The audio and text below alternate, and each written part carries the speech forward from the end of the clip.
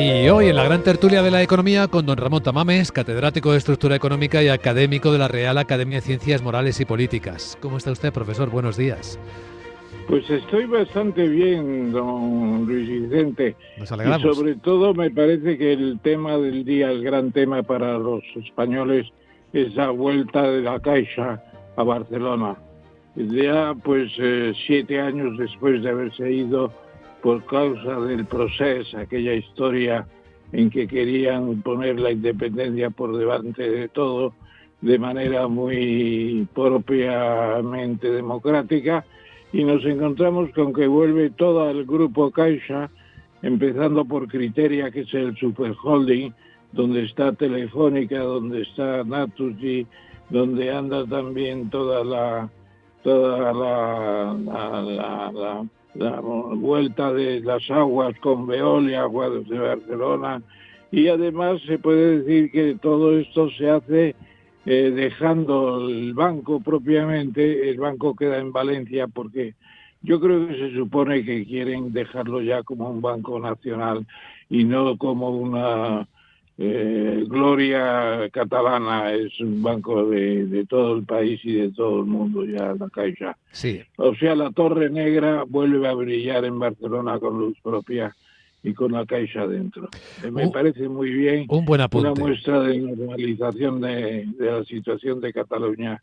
Y Fainé, como siempre, pues ha dado en el clavo, junto con Ángel Simón, que está al frente de Criteria, con 30.000 millones de holding de empresas que he citado y otras. El Muy propietario interesante. vuelve a casa, efectivamente el banco se queda en Valencia. En la gran tertulia de la Valencia, economía, sí. hoy nos acompaña también Miguel Yagües, economista, asesor de organismos públicos, supervisores y bancos y profesor de estas materias financieras. ¿Cómo estás, Miguel? Buenos días. Muy buenos días, Luis Vicente. Un placer estar aquí, como siempre. Yo creo que todo lo que sea la normalidad en estos tiempos que corren debería ser positivo, ¿no? Con tantas noticias complicadas, ¿no? Pero bueno, hay que mantener el espíritu positivo. Ahora que dicen que los billetes de euro van a tener la imagen de Cervantes en el futuro, hay que mantener el espíritu positivo del Quijote siempre en cualquier circunstancia. Mientras lo tengan en forma física y no en token, bueno, ya veremos.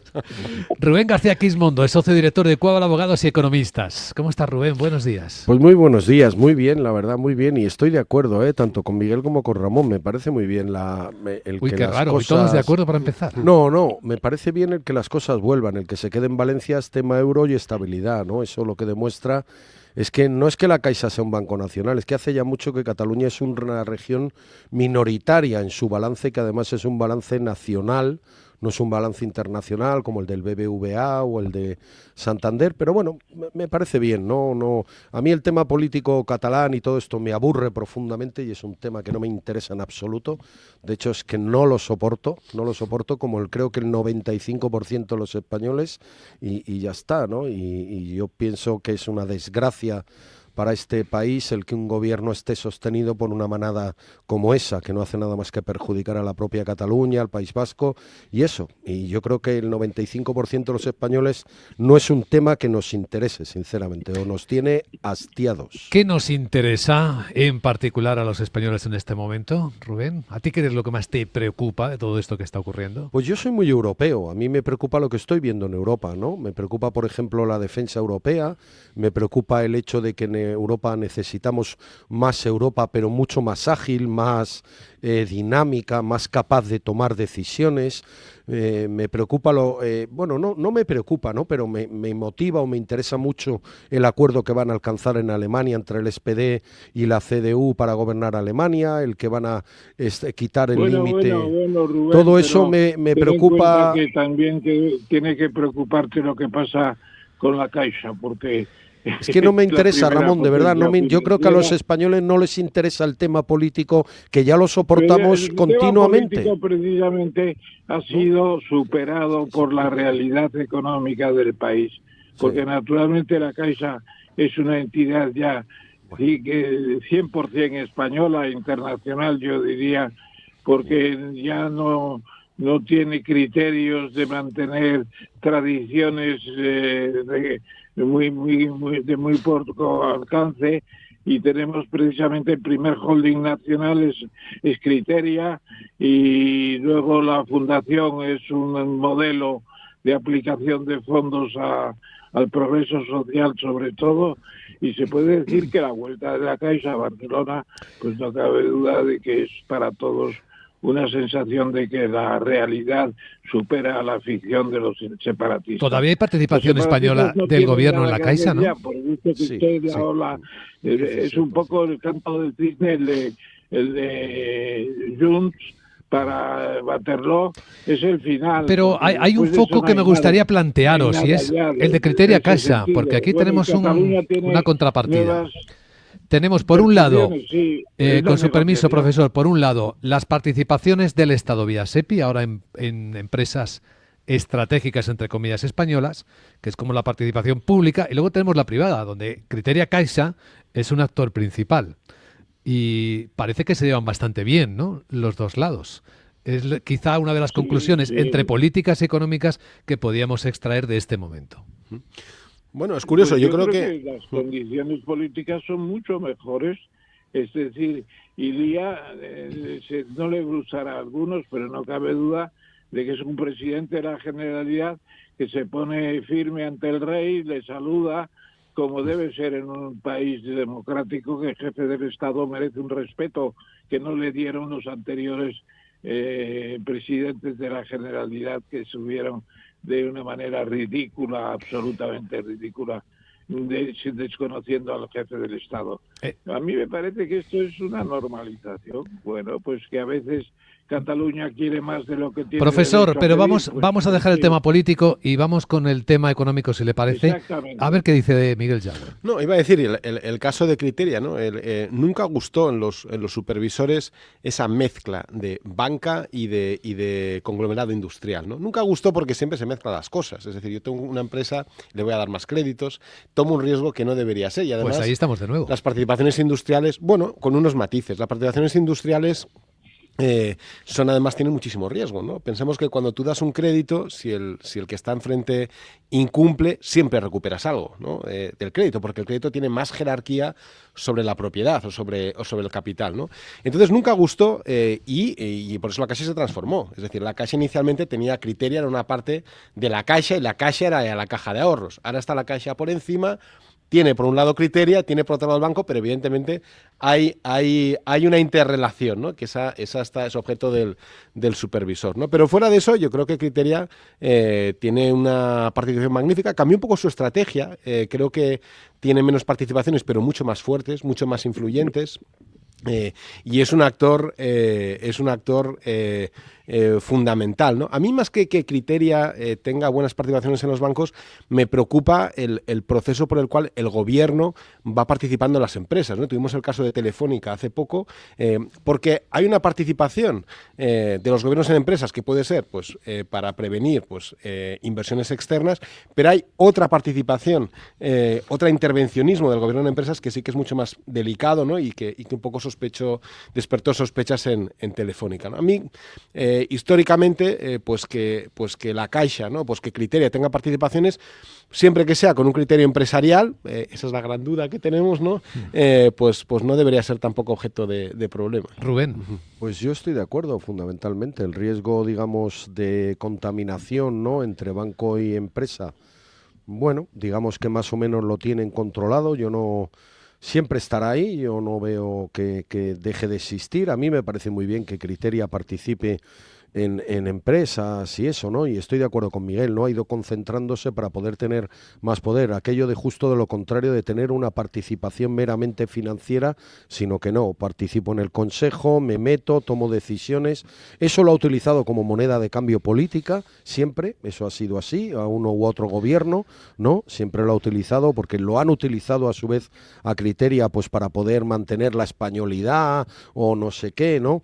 Y sí, coincido con Miguel, es una pena que los gobiernos, pero yo creo que este gobierno es un gobierno intervencionista en todos los sentidos, ¿no? En regulación, en intervención, entonces que utilice el dinero público para controlar empresas privadas. Yo me vais a disculpar, pero hay un tema que hoy tenéis que tocar para nuestros oyentes y espectadores, y es lo que está ocurriendo con el desplome de los bonos alemanes. Ahora mismo, es que yo llevo muchos años en esto de la información económica, cerca de 40.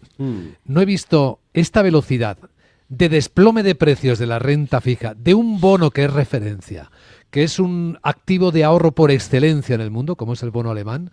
A esta velocidad no lo recuerdo. Ahora mismo el rendimiento sigue repuntando, día 2 de altísima tensión, y ha tocado el 2,9%.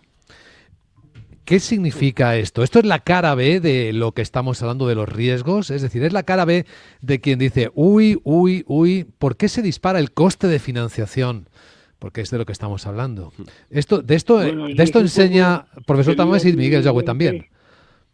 Profesor Tamames. Eso se debe también al alza de los bonos norteamericanos, de la tesorería, que el dólar pues está con buen tono, me parece que fundamentalmente. Y luego Alemania ha perdido la vitola de que era el país tractor de la Unión Europea, está con 2 años de recesión casi, y todo eso juega en contra de los bonos alemanes. Indudablemente Alemania tiene que recuperar su puesto con un esfuerzo enorme, porque ya los trenes llegan tarde, la sociedad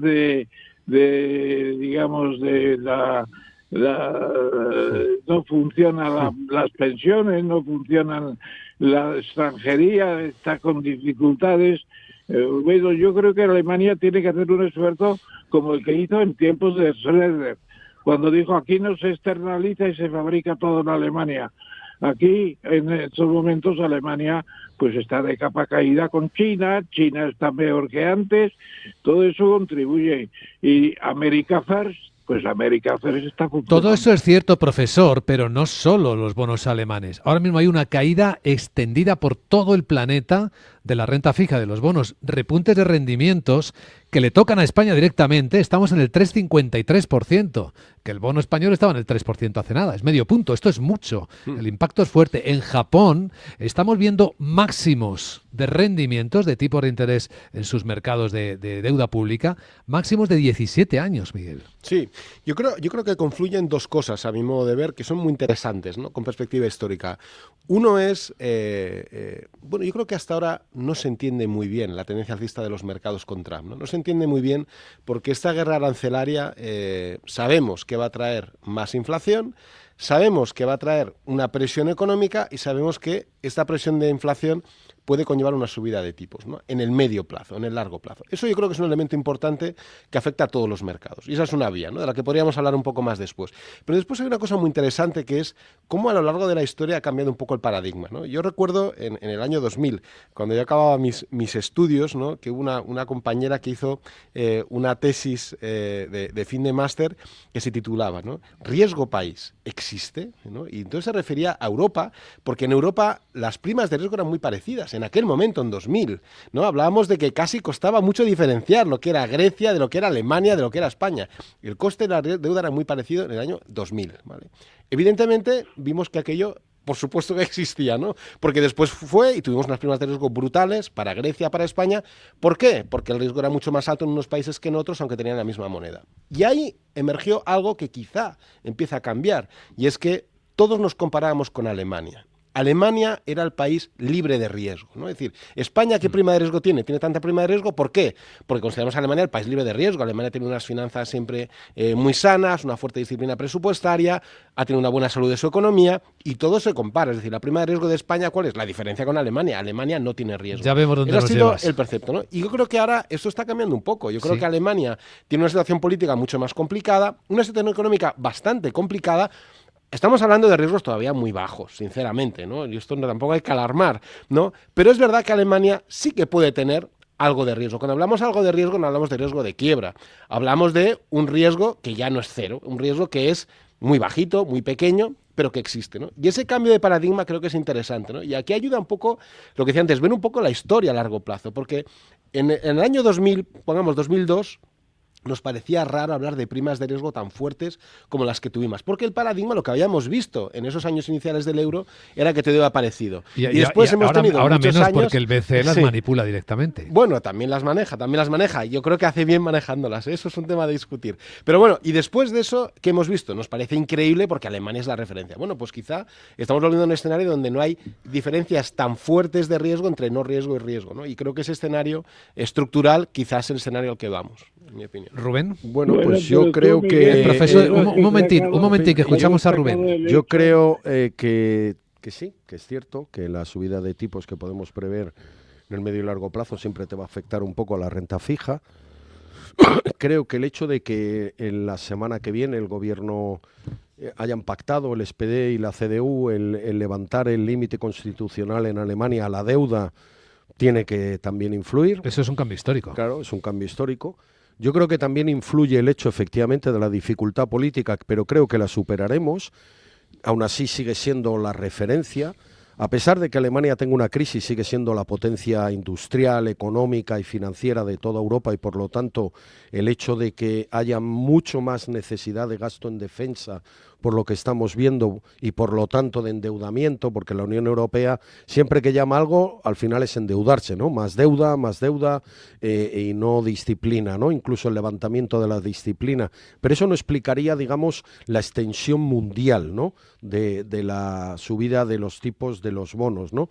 Y yo creo que también ahí pues puede estar explicándolo la inestabilidad que está generando el presidente Donald Trump con sus continuos vaivenes, ¿no? Lo cierto es que por la mañana un día se levanta diciendo que sube aranceles, al día siguiente dice que a la Ford, a la General Motors y a Tesla pues no se los va a subir, y todo eso yo creo que tiene un poco despistado a los mercados. También no estamos acostumbrados a que un presidente de una nación tan importante los datos le den igual y mienta, ninguno podamos fiarnos de ningún dato. Podemos dar por seguro que el dato que ha dado estará multiplicado por 2 o por 3 respecto a la realidad y por lo tanto estará totalmente distorsionado, ¿no? Entonces yo creo que todo eso está influyendo, pero yo voy a hacer un voto muy importante por Alemania, ¿eh? Yo creo que Alemania es un país muy disciplinado, que alcanzará un acuerdo, que pronto tendrá un gobierno, y yo creo que el mal que está pasando pues por los cambios en el comercio internacional con China y su sistema industrial, por la mala apuesta a la energía rusa que le está causando un problema, sobre todo el cierre de las centrales nucleares, que fue un error estratégico inmenso que cometió cuando ocurrió el accidente de Fukushima en Japón, y yo creo que vamos a ver un país pues muy disciplinado, con un nuevo canciller, con una sociedad mayoritariamente detrás de él, ¿no? Y bueno, indudablemente yo soy de los que entiende que Alternative Deutschland tiene que integrarse en la agenda política, aunque solo sea para que... La extrema derecha. Sí, la extrema derecha, ¿por qué no? Que lo metamos en ayuntamientos, bueno, esto en gobiernos nos regionales. Conecta, esto que está claro, reflexionando como Rubén, la extrema izquierda está en España, ¿no? Nos conecta con Claro. Estados Unidos. Efectivamente, esta montaña rusa de los mercados tiene lecturas. Sabéis que Donald Trump, es una de las noticias del día, efectivamente ha hecho una exención de los aranceles a la cadena de suministro de automóviles de Canadá y México. O sea, ha impuesto el 25 a todo, pero ha hecho una exención solo para los automóviles después de que, claro, los tres grandes, Stellantis, General Motors y Ford, le dijeran que no, que tenemos que cerrar. Y claro, los comentarios de la portavoz diciendo, bueno, a ver si en un mes les da tiempo a organizar la cadena de suministros, pues sí. casi suenan una broma. Pero fíjense la explicación a las preguntas de la periodista, de la portavoz de la Casa Blanca al respecto. He said it's one of his favorite words of the English dictionary, and he Él believes dice in que tariffs a Trump because le they'll encantan los ultimately make aranceles, que es una de las America palabras rich again. They're favoritas going que to raise tiene el revenue, diccionario they're going to inglés, help us pay down our debt. Most que harán que importantly, Estados they're Unidos going to vuelva a ser bring rico, American jobs que here va a aumentar back los home. ingresos, que va I a think pagar for su folks on deuda, Wall que lo Street más who may be importante es que concerned, traerán look at what this empleos. president did for Así you que in creo his que para la first term. gente Wall Street de Wall boomed, Street que stock puede estar market boomed. preocupada, The miren lo president que ha hecho este expects that to happen presidente. again, but Ese most primer importantly, Main mandato, Street Wall is going Street to tuvo boom, and una that's why the subida, president el has this mercado de valores tuvo whole un of government auge, economic el approach, presidente which espera que esto vuelva a includes ocurrir, tax pero cuts, lo más importante es tariffs, que regulation cuts, Main and Street an va a energy tener industry that una will importante bring down subida, y costs es for por esto que el American presidente consumers. tiene todo este enfoque económico del gobierno, que incluye recortes de impuestos, aranceles, recortes de regulaciones y una industria energética que reducirá los costes para los consumidores estadounidenses. Todo como un gran popurrí que espera que dé un resultado, claro, que a mucha gente le inquieta. Profesor Tamames, adelante. Yo creo que después del canto a Alemania que hemos escuchado, que ni Wagner habría hecho una ópera tan elogiosa a su propio país. Se puede decir que Alemania tampoco tiene por qué ser el florón de Europa para siempre. No es la misma Alemania que en los años 60 y 70 del milagro. No tenemos una Alemania de gente que había ido a la guerra y que después, en pocos años, produce el milagro alemán de un crecimiento desaforado. Hoy está llena de turcos, está llena de italianos de primera época, de yugoslavos, de españoles, muchos también. Entonces Alemania pues ha pasado su milagro y esa fuerza pues está agotándose y tiene que encontrar nuevas perspectivas como todos. Y Alemania tampoco tiene la garantía de que va a encontrar lo mejor. Alemania no está haciendo lo que antes. Los trenes no llegan a la hora, los contratos se desvanecen a veces. Alemania está en otra situación. A Francia le interesa más una amistad con Inglaterra, con el Reino Unido, que con Alemania, porque Macron pues dice, tengo más ayuda con los laboristas británicos que con los cristianodemócratas alemanes. Yo creo que la cosa está bastante rara. Otro dato Alemania importante del día, os apunto. Y va a seguir en él una temporada. Eurodólar a 1,0815. Estamos a 1,04 hace apenas 3 días. Disparado el euro, cayendo el dólar, y esto también tiene un fuerte impacto, recordemos, en la escena económica europea. Una parte muy positiva, que es que nos ayuda con la inflación bastante, aquello que pagamos en dólares, y otra parte más negativa, que encarece, claro, los productos europeos que exportamos al exterior. Estamos preguntando a nuestra audiencia en YouTube si está de acuerdo con el discurso de Macron en el que afirma que Rusia es una amenaza para Europa. Y ahora mismo la encuesta va diciendo que 1/3 cree que sí, que Ucrania solo es el principio, y 2/3 de nuestros espectadores creen que no, que no es tal amenaza. Qué interesante pregunta, Luis Vicente. Pues yo voy a decir que primero que hay que prepararse armamentísticamente en Europa por si acaso. Creo que tenemos que hacerlo. Y tenemos que hacerlo para ganar independencia de Estados Unidos, porque es que dependemos íntegramente de Estados Unidos en defensa, pero tengo que decir que yo creo que no lo es, en mi opinión, ¿no? Hay que estar por si acaso, hay que ser prevenido. ¿Y por qué creo que no lo es? Pues por 3 motivos, te diría. El primero, porque creo que Rusia, a pesar de que va a sacar partido de su guerra a Ucrania, el coste ha sido brutal. O sea, Rusia ha estado 3 años luchando. Rusia no ha demostrado tener un grandísimo ejército. A Rusia le ha costado muchísimo, ha tenido bajas. Ucrania le expulsó de una zona muy amplia. Es decir, contrató un ejército privado, ha importado soldados. No ha sido un ejemplo de un ejército potente. Esto no es la Wehrmacht alemana. Esto en primer lugar, ¿no? En segundo lugar, yo creo que Rusia hay una limitación fundamental. Hay unos modelos, miraba antes Lancaster, que es un modelo clásico de guerra, donde hay muchas variables para ver si una guerra se puede ganar o no. Y una de las variables es las diferencias de población, ¿no? Que eso es un problema. De hecho, cuando Rusia invadió Ucrania, una limitación es que Rusia tiene 150 millones de habitantes y te quieres invadir 40 millones. Es una cosa muy grande, ¿no? Europa tiene 360 millones, ¿no? Entonces, cuesta mucho ver, hay un desequilibrio de población importante y eso al final es relevante, ¿no? Ese es el segundo motivo por el cual no lo creo. Y el tercero, para mí más importante, creo que no entendemos bien a Rusia. Yo no veo en el ethos de Rusia, en su naturaleza, ese deseo expansionista como lo tenía Hitler. Creo que las comparaciones ahí no son válidas. Esto no quiere decir que Putin no sea pues todo lo que se dice de Putin que es, pero yo no veo en su afán imperialista. Sí veo un afán de recomponer la antigua Rusia. Creo que sí que tiene ese elemento nacionalista de ruso. Sí creo que además el tema de la OTAN creo que fue determinante, que le ponga a la OTAN enfrente en una cosa que antes era Rusia, tan determinante. Yo no percibo en el ethos de Rusia vamos a invadir toda Europa. No creo ni por capacidad armamentística ni por ninguno de los motivos. Bueno, dicho esto, ya tenía OTAN Europa en tiene las que fronteras, defenderse. Ya tenía OTAN en la frontera Rusia antes de Ucrania. Sí, pero no es lo mismo. Creo que otra vez, yo creo que el ethos de Rusia, la naturaleza propia, no es lo mismo que te lo pongan en Finlandia que te lo pongan en Ucrania. Es que Ucrania, desde el punto de vista histórico, desde el punto de vista cultural, la parte oriental de Ucrania es muy rusa, ¿no? Y yo creo que eso, aunque nosotros no lo entendamos, nosotros en el mundo occidental moderno entendemos que es la democracia, la libertad de elegir, no sé qué. El tema histórico, e incluso en Occidente también, pesa. Yo creo que ahí para mí fue determinante. Esa es mi opinión. Qué buena reflexión. Nos queda muy poquito tiempo, Rubén, casi un titular. Pues yo creo que Europa tiene que rearmarse y que tiene que invertir en su propia industria de defensa. Eso es algo muy bueno porque evitará probablemente conflictos y ganará independencia. Y la defensa siempre ha sido un tractor de toda la economía y por lo tanto Europa lo tiene que hacer.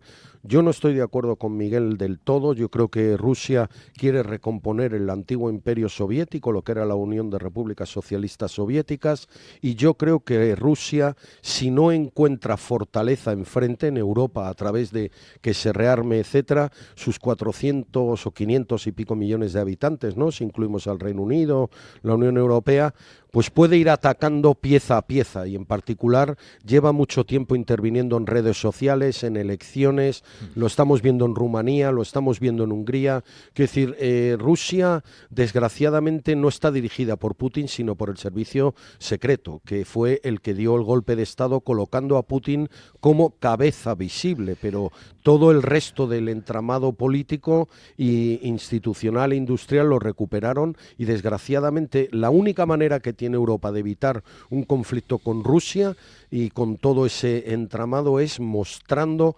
fortaleza. Que los mercados vienen pidiendo paso en este día de nuevo agitado.